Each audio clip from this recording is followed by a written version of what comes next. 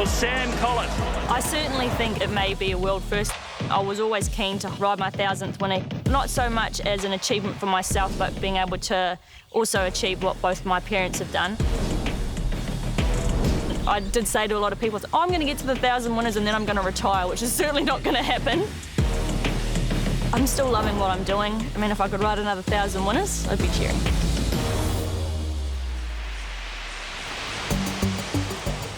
It means a lot, probably not in terms of how many rides it's taken to get to the 1,000, but the journey along the way. All right, we're off. First memories were always on the back of a horse. We had ponies before we could walk. Obviously, Mum and Dad, being jockeys, I was introduced to the industry at a very young age. I was well aware of, the hard work that Mum and Dad had to put into, making a successful career and the sacrifices they had to make. Nothing comes easy in this game. You've got to really put the time into it, And it's probably not something I appreciate as much then as I do now. Being a jockey is a lifestyle choice, so you have to really consume yourself with it.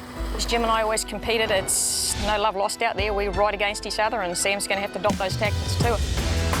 It's been so satisfying to sit back and reflect and look at sort of how far I've come. Sam Collett looking for her first Group 1 winner, and you've got it, Sammy. Glory Days wins. It took me a little while to appreciate the gravity of, winning my first Group 1. Mum was obviously riding in the race, and she was the first one to, to ride over to me and say, well done. Trying to keep up with Mum and Dad, and to get this is great. I know they quintupled the race in '91, so it's awesome, and just so ripped. It's hard to describe that sort of feeling, the relief, the elation, and then the hunger for wanting it again. Do you want to be in my video?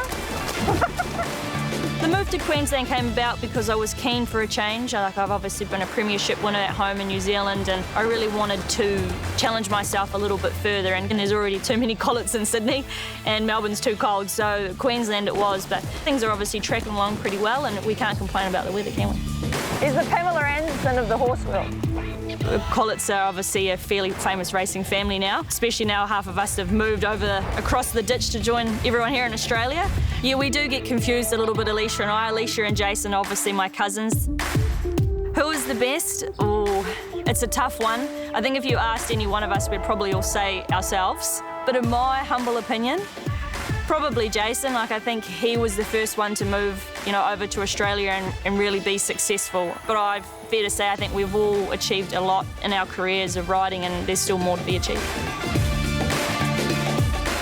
Yeah, Stradbroke season, the Winter Carnival, it's all starting to get very exciting. So obviously 1,000 winners will hopefully boost my profile a little bit more. I'm a lightweight jockey, so if there's anyone out there with a Stradbroke ride going free, I'm your lady.